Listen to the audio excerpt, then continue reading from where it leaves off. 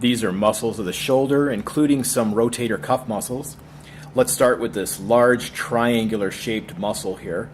Now in the Greek, delta is a triangle, and that's called the deltoid muscle.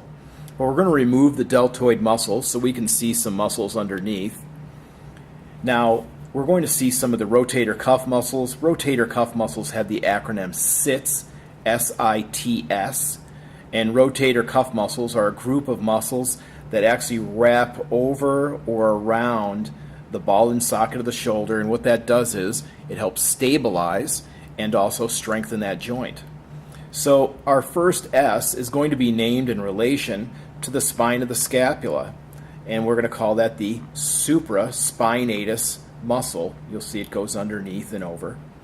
Next is the infraspinatus muscle, so the muscle below the spine of the scapula, and that wraps around. Then there's a teres minor. So you have to differentiate infraspinatus muscle from teres minor. It's actually the bottom of that muscle. The teres minor is also going to come around the shoulder. And since there's a teres minor, you're probably thinking there's a teres major. And there is, but the teres major, if you look at it, runs on a little bit different angle.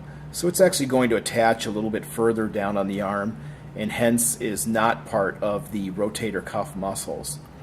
So we have S-I-T.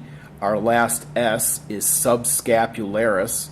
So like submarine is underwater, subscapularis is underneath the shoulder blade. We're not going to see this here, but we'll be able to look at this on a different model.